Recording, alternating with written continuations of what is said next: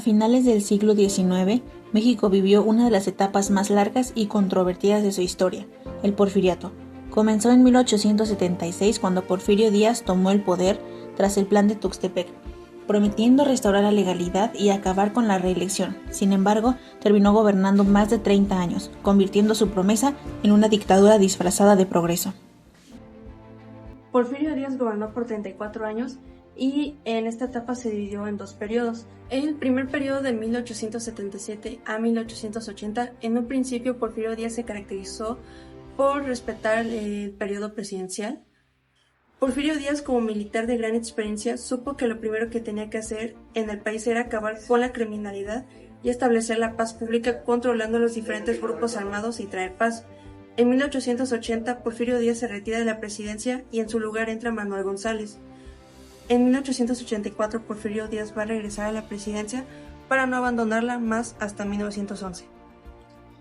Durante el Porfiriato destacó un grupo conocido como los científicos, quienes fueron personas con una gran formación académica y que pertenecían a la alta clase durante el Porfiriato. Ellos apoyaban abiertamente el gobierno de Porfirio Díaz.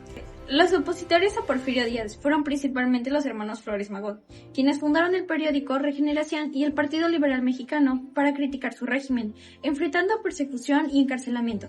Posteriormente, Francisco I. Madero lideró una oposición que culminó en la Revolución Mexicana de 1910. Porfirio Díaz reformó la Constitución para poderse reelegir indefinidamente. Ejerció un poder autoritario y centralizado. El gobierno controló la prensa y censuró a los periódicos de oposición. Hubo una represión contra los opositores en el uso de la fuerza militar. La base de la economía durante el Porfiriato fue la inversión extranjera. Hizo posible la industrialización del país y la construcción de vías férreas. Construyeron aproximadamente 16.093 kilómetros de vías férreas, lo cual impulsó la economía. La riqueza se centró en unos cuantos, por lo tanto, el pueblo se mantuvo en la pobreza y miseria. La desigualdad predominó. Hubo explotación laboral, donde el gobierno permitió jornadas de 12 a 16 horas. En 1910 se va a crear la Universidad Nacional de México, propuesta por Justo Sierra. En 1907, el presidente concedió una entrevista al periodista James Freeman, en la cual declaró: "No pienso reelegirme. El país está listo para una democracia. Daré la bienvenida a un partido de oposición. Si aparece, lo veré como una bendición y no como un mal. Yo estaré con él". A partir de esta declaración surgieron nuevos partidos políticos en oposición. El principal fue el partido antirreeleccionista, encabezado por Francisco I. Madero.